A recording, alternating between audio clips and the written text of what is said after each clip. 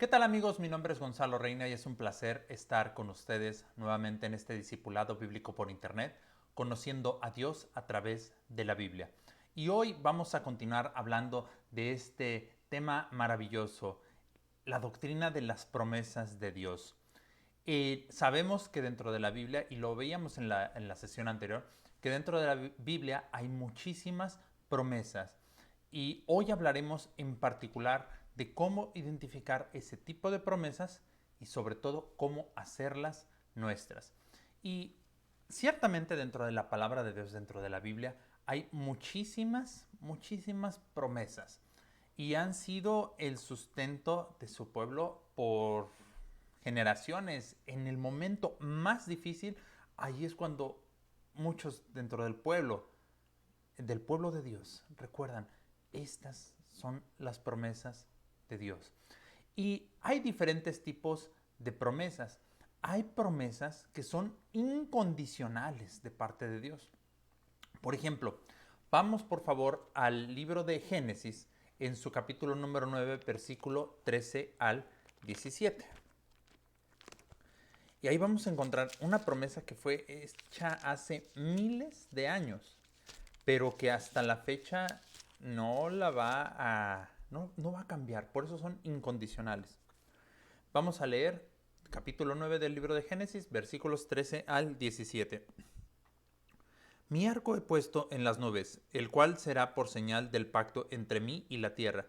Y sucederá que cuando haga venir nubes sobre la tierra, se dejará ver entonces mi arco en las nubes, y me acordaré del pacto mío, que hay entre mí y vosotros, y todo ser viviente de toda carne, y no habrá más diluvio de aguas para destruir toda carne. Estará el arco en las nubes, y lo veré, y me acordaré del pacto perpetuo entre Dios y todo ser viviente, con toda carne que hay sobre la tierra. Dijo pues Dios a Noé: esta es la señal del pacto que he establecido entre mí y toda carne que está sobre la tierra. ¿Qué había pasado? El diluvio. Eh, Esa cantidad de agua que llegó a la tierra, que acabó con toda vida que había, exceptuando aquellos que estaban en el arca. Y Dios hizo esa promesa, hizo ese pacto.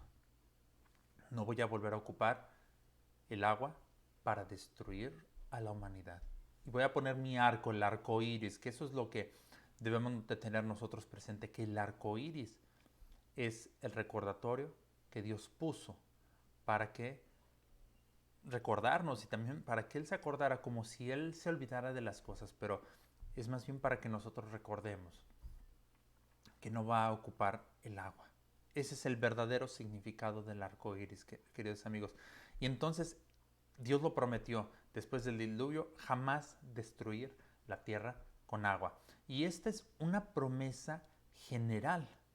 Fue dada a toda la humanidad. ¿Ok? Ahora bien, hay promesas que fueron dadas a toda la humanidad, pero que son condicionales. ¿A qué me refiero con condicionales? Que hay una parte que se debe de cumplir para poder recibir esa promesa. Un ejemplo muy claro de esta es San Juan 3:16. Y vamos a revisar por qué es condicional esta promesa. Dice el texto: porque de tal manera amó Dios al mundo que ha dado a su Hijo unigénito, para que todo aquel que en él cree no se pierda, mas tenga vida eterna. Entonces, ¿dónde está la promesa cuál es? Que Dios dio a su Hijo al mundo para que todo aquel que en él cree, ahí es donde viene la parte de la condición. ¿Tú crees? Tienes vida eterna. Dios se lo dio a todo el mundo. Pero hay una condición. Tienes que creer. Tenemos todos que creer en Él para que podamos tener la vida eterna. Y esto, dicho sea de paso, es la promesa más grande que podemos nosotros encontrar en la Escritura, porque aquí vemos manifestado el amor de Dios. Aquí vemos que Dios se preocupa por nosotros. Aquí podemos ver que Él está buscando el mejor bien para nosotros. Entonces la condición que hay en esta promesa es que nosotros necesitamos creer. Comparada con la que acabamos de ver del pacto, pues esa es una... No hay ninguna condición, no dijo Dios, bueno, pues si veo que se vuelven a portar muy mal, lo voy a volver a hacer. No, Dios simplemente dijo, no lo voy a volver a hacer y aquí está mi señal. Ahora, otra promesa de este tipo. Vamos a Primera de Juan, capítulo número 1, versículo número 9. Y esta es otra promesa condicional. Si confesamos nuestros pecados, Él es fiel y justo para perdonar nuestros pecados y limpiarnos de toda maldad. ¿Dónde está la condición? Que nosotros necesitamos confesar nuestros pecados. ¿Para qué? Para que Él pueda perdonarlos y limpiarnos de toda maldad. Entonces, vemos que hay una condición en esta promesa. Una más, Filipenses 4:7. Y aquí es donde vamos a empezar a ver parte que ya habíamos visto en sesiones anteriores, buscar el contexto. Siempre debemos de tener en mente esto, el contexto en el cual se dan las cosas. Filipenses 4:7, ¿qué dice? Y la paz de Dios, que sobrepasa todo entendimiento, guardará vuestros corazones y vuestros pensamientos en Cristo Jesús. Y muchas ocasiones, en muchísimas ocasiones nosotros podemos ver que hay personas eh, que quizá con una buena intención, vamos a dejarlo en que es una buena intención, dicen, no, mira, es que en la Biblia aquí dice, la paz de Dios guardará vuestros corazones y vuestros pensamientos en Cristo Jesús. Entonces, aquí lo dice que vas a estar en paz. ¿Por qué tú no estás en paz?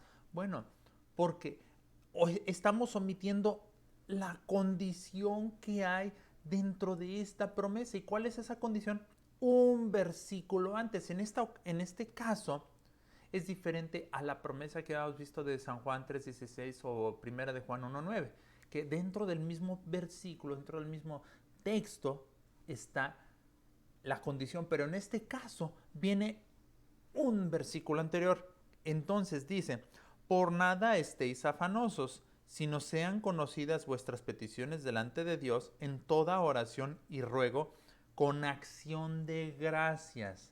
Y entonces sí viene, y la paz de Dios que sobrepasa todo entendimiento. Entonces, ¿cuál es la condición que debe de haber para que precisamente la paz de Dios guarde mi corazón? Que yo le tengo que decir a Dios todas mis necesidades en oración y ruego, es decir, de manera constante, pero dando gracias por lo que está ocurriendo. Entonces, esto podrían decir algunos, no, Gonzalo, tú lo estás poniendo muy difícil, y yo no lo estoy poniendo difícil, es la palabra de Dios lo que lo dice. Podrán decir, Gonzalo, pero ¿cómo le voy a dar gracias a Dios porque uno de mis hijos decidió seguir el mal camino? ¿Cómo voy a...? Se me viene ahorita a la mente el caso de una hermana que narra que su hija se dedicó a la prostitución. Y qué terrible de verdad esa situación. No, ninguno de nosotros quisiéramos pasar por eso, pero su hija tomó esa decisión.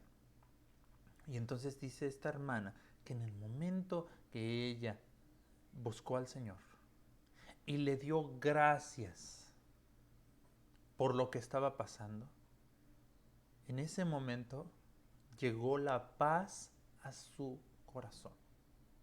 No es que Dios haya planeado el que esta muchacha se fuera por ese camino, no, sino que las cosas malas el Señor las usa para bien.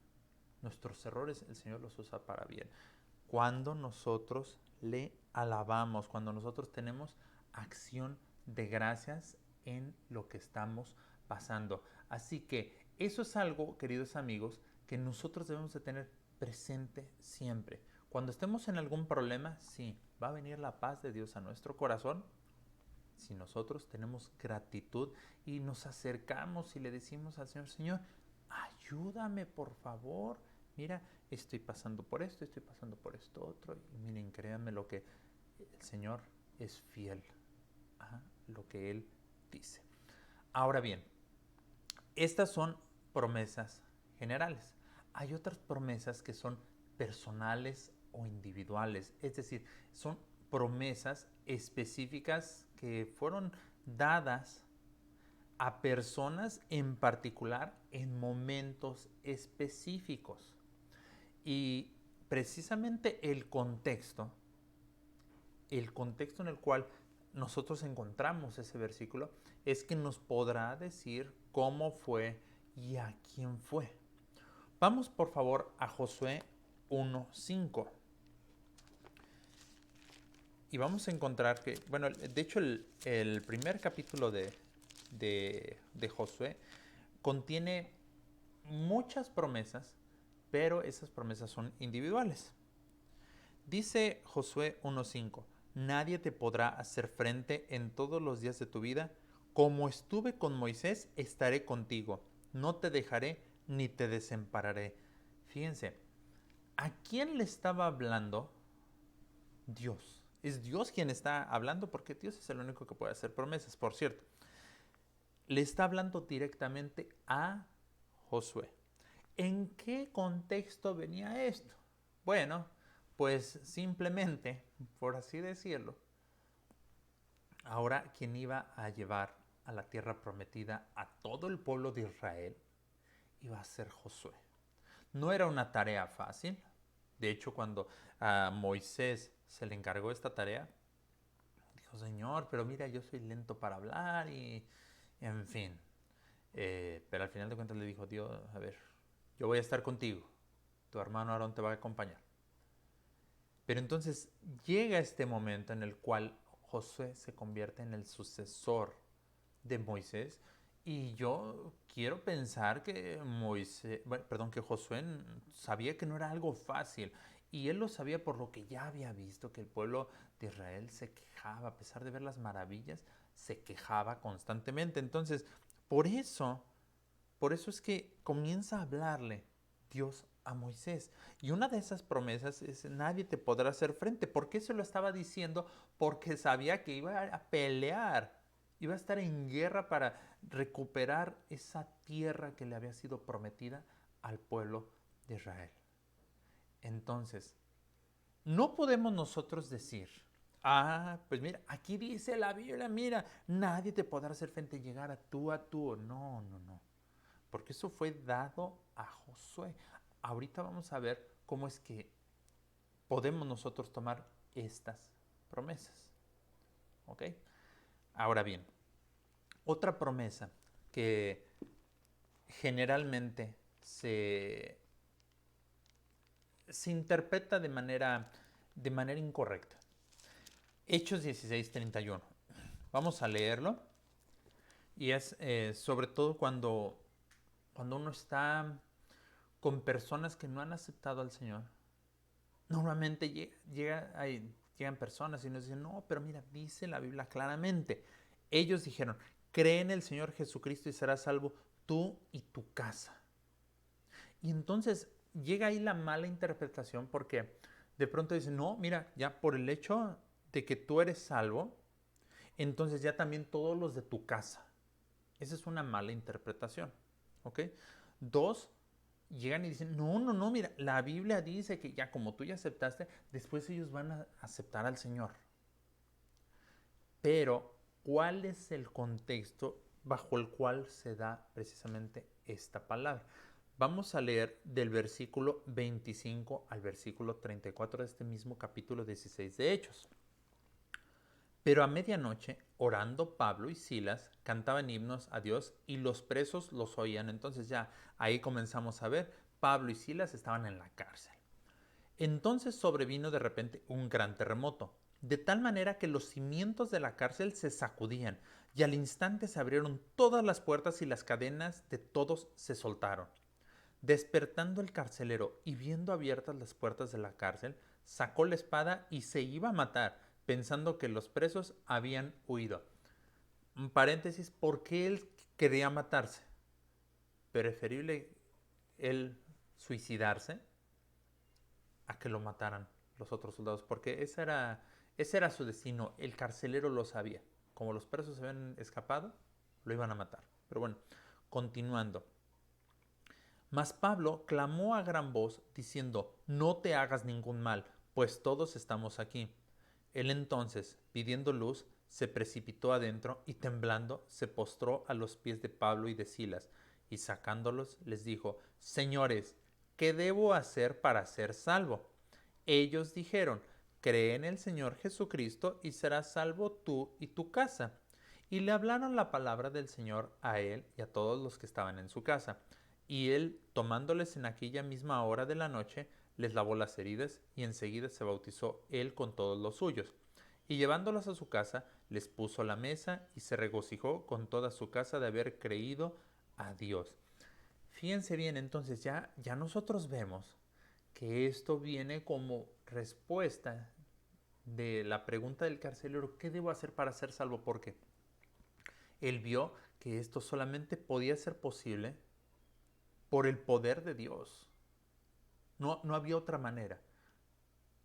Sabían que Pablo y que Silas eran hombres de Dios. Pero al ver tal manifestación, entonces dice, hey, ¿qué necesito hacer para ser salvo? Y vemos que aquí va a la casa y entonces se regocija con su familia. Pero no fue uno que en automático, por uno que haya aceptado, ya todos van a ser salvos. ¿Por qué? Porque la salvación es individual. Puede haber en una familia 5, pero cada uno va a recibir su salvación porque cada uno va a ser juzgado por sus pecados. Imagínense que mis hijos fueran a ser juzgados por los pecados que yo cometí. No, eso sería una injusticia. Pero Dios es justo y cada uno va a pagar por sus propios pecados. Entonces, nos podemos dar cuenta de que hay todo un contexto en las promesas individuales. Ahora bien, vamos a una última promesa. El primer libro de los Reyes, capítulo número 5. Y vamos a leer esta porción, porque resulta muy interesante cómo se llega a ocupar.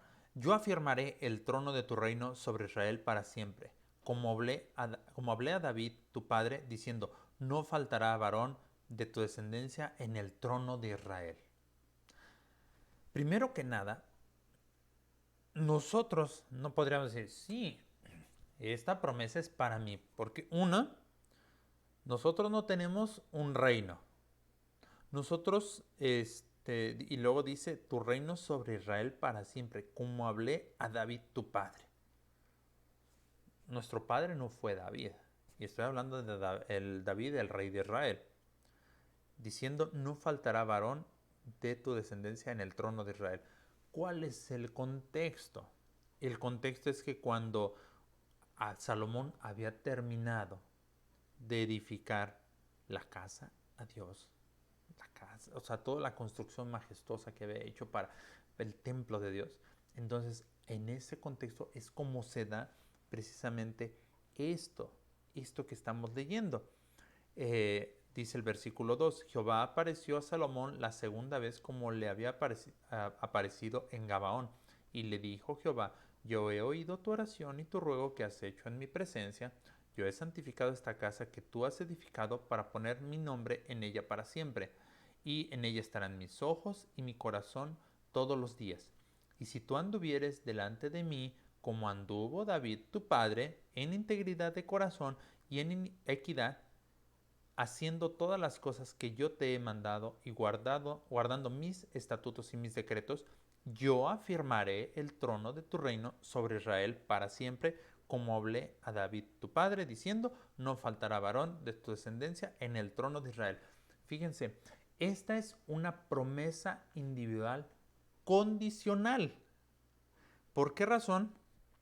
Porque vemos en el versículo 4, y si tú anduvieres delante de mí, entonces voy a hacer todo esto. Normalmente las promesas condicionales traen un sí dentro de todo. Entonces, aquí nosotros podemos ver que además de ser una promesa individual, va a ser condicional. Pero de nueva cuenta, nosotros no podemos eh, hablar y decir, no te preocupes, todo va a salir bien porque mira, aquí dice la Biblia, no faltará varón de tu descendencia. No podemos nosotros tampoco tomar la Biblia y decir, mira, a la ligera interpretarla, a la ligera aplicar textos. No, porque si no, entonces vamos a estar dando falsas esperanzas. Y no que Dios pueda hacer cosas maravillosas, pero debemos entender que estaríamos sacando de contexto un versículo por el momento y por la persona. Así que tengamos ese cuidado, queridos amigos, cuando nosotros apliquemos un texto, y sobre todo en la parte de las promesas. Hay cosas que se han dicho y que ninguno de nosotros quisiéramos recibir. Y son cosas que pues podríamos llamarlo que son promesas. Por ejemplo, Lucas capítulo número 2, versículo 33 al 35. Y José y su madre estaban maravillados de todo lo que se decía de él. Y los bendijo Simeón y dijo a su madre María: He aquí, este está puesto para caída y para levantamiento de muchos en Israel, y para señal que será contradicha. Y una espada traspasará tu misma alma, para que sean revelados los pensamientos de muchos corazones. Qué situación tan difícil. Porque Simeón le estaba diciendo a María, esto es lo que va a ocurrir contigo. Nadie toma la ligera y dice, sí, mira, aquí dice la palabra que una espada traspasará tu alma. Mira, tú, mujer, vas a pasar por esto. No, eso fue específico para María al decirle lo que iba a pasar con ella.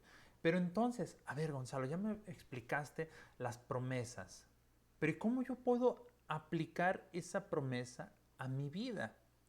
Bueno, lo que nosotros debemos de tener siempre en cuenta es que la fe viene por el oír y el oír la palabra de Dios. ¿Dónde viene eso? Romanos 10:17, para que nosotros veamos lo que dice la palabra.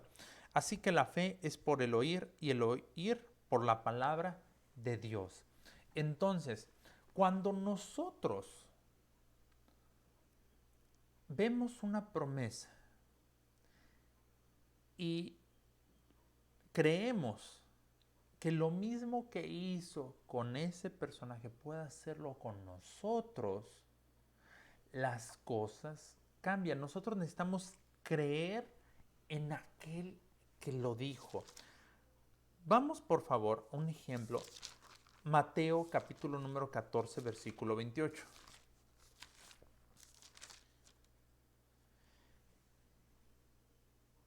Mateo capítulo número 14, versículo 28. Dice, entonces respondiendo Jesús dijo, oh mujer, grande es tu fe, y hágase contigo como quieres. Y su hija fue sanada desde aquella hora. ¿Quién era esta mujer? Era una mujer cananea. Y esta mujer sale y le dice, Señor, hijo de David, estoy leyendo el versículo 22, ten misericordia de mí, mi hija es gravemente atormentada por un demonio. Pero Jesús no le respondió palabra. Entonces, acercándose a sus discípulos, le rogaron, diciendo, despídela, pues da voces tras nosotros. Y entonces le dice, fíjense una cosa, el versículo 24, él respondiendo dijo, no soy enviado sino a las ovejas perdidas de la casa de Israel. Entonces ella vino y se postró ante él, diciendo, Señor, socórreme. Respondiendo él, dijo, no está bien tomar el pan de los hijos y echarlo a los perrillos. Y ella dijo, sí, señor, pero aun los perrillos comen de las migajas que caen de la mesa de sus manos. Entonces respondiendo Jesús dijo, oh mujer, grande es tu fe, y hágase contigo como quieres. Y su hija fue sanada desde aquella hora. Entonces, aquí vemos que una mujer que no tenía, por así decirlo, un derecho a, a recibir una bendición, como creyó de todo corazón, entonces Dios le respondió. Vemos que esto es algo maravilloso y podemos nosotros quizá enfrentar alguna situación muy difícil en la cual haya muchos enemigos a nuestro alrededor. Y podemos recordar, Señor, tú estuviste con Josué. Él peleó una dura batalla, tenía muchos enemigos y tú lo ayudaste. Sé tú conmigo. Sé tú conmigo ahora que voy a enfrentar estos enemigos y haz justicia. Pero se dan cuenta cómo cambia la forma en la cual nosotros la estamos aplicando. Porque no estamos diciendo, sí, directamente a ti te va a aplicar. No, cambia la forma. Otro ejemplo es el apóstol Pablo. Y aquí el apóstol Pablo es especial en este sentido porque quiero que vean lo que dice Hechos capítulo número 13, versículo 46 al 47. Dice Hechos capítulo número 13, versículo 46 al 47. Entonces Pablo y Bernabé, hablando con denuedo, dijeron, a vosotros a la verdad era necesario que se os hablase primero la palabra de Dios, mas puesto que la desecháis y no os juzgáis dignos de la vida eterna, he aquí nos volvemos a los gentiles. Porque así nos ha mandado el Señor diciendo, te he puesto para luz de los gentiles, a fin de que seas para salvación hasta lo último de la tierra. Aquí, bueno, explicando un poquito, en algunas Biblias, dependiendo de la Biblia que ocupen, pudiera ser que esto estuviera con un... el texto viniera de manera diferente porque se está haciendo una referencia a otro versículo. Y efectivamente, aquí lo que está sucediendo es que Pablo se está refiriendo a un texto que se encuentra en Isaías. Isaías capítulo número 49. Y vamos a leerlo porque el contexto es maravilloso. Es maravilloso. Isaías capítulo número 49, versículo número 5 y 6. Ahora pues, dice Jehová, el que me formó desde el vientre para ser su siervo, para hacer volver a él a Jacob y para congregarle a Israel, porque estimado seré en los ojos de Jehová y el Dios mío será mi fuerza, dice, poco es para mí que tú seas mi siervo para levantar las tribus de Jacob y para que restaures el remanente de Israel. También te di por luz a las naciones, para que seas mi salvación hasta lo postrero de la tierra. ¿Por qué resulta interesante esto? Porque estos versículos son directamente para el Mesías, para el Señor Jesucristo.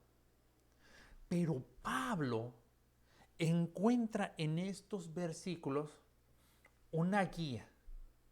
Él entendió que iba a ser llevado por diversos lados para predicar el Evangelio.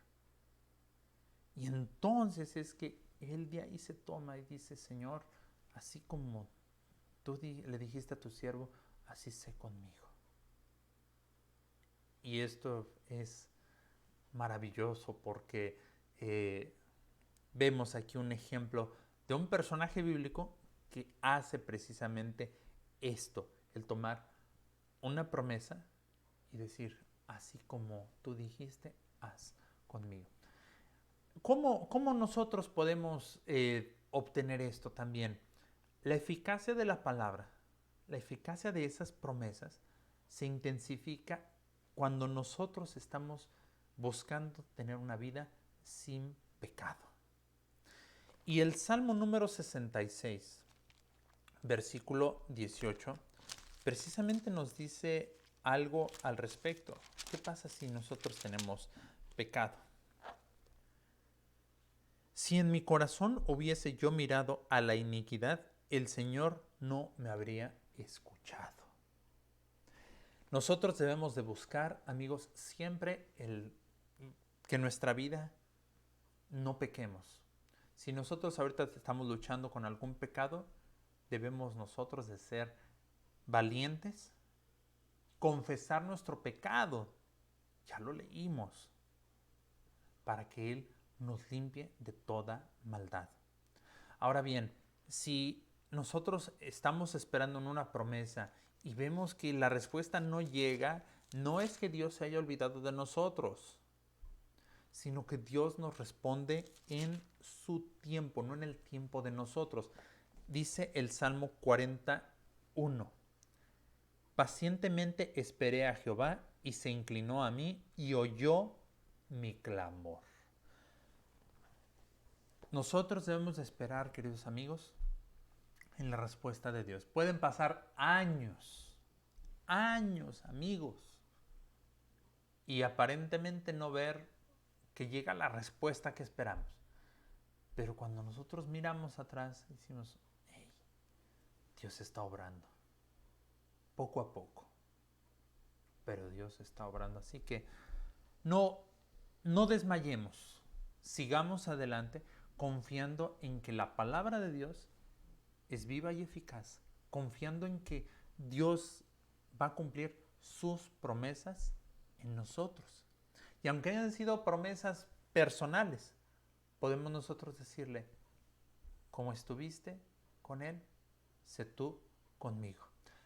Gracias a Dios porque hoy pudimos hablar acerca de las promesas. Hablamos de los tipos de promesas, las promesas incondicionales, que son para todos. Hay promesas condicionales en las cuales se requiere una acción. Por ejemplo, la vida eterna requiere que nosotros confesemos a Jesucristo. Hablamos también de las promesas personales y también hablamos de cómo esas promesas personales podemos hacerlas nuestras. Es decir, nosotros creyendo que así como hizo con el otro, con ese otro personaje, así va a ser con nosotros.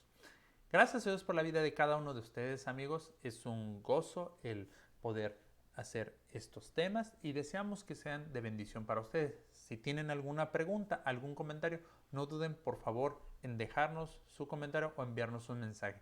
Que el Señor les bendiga y que la paz del Señor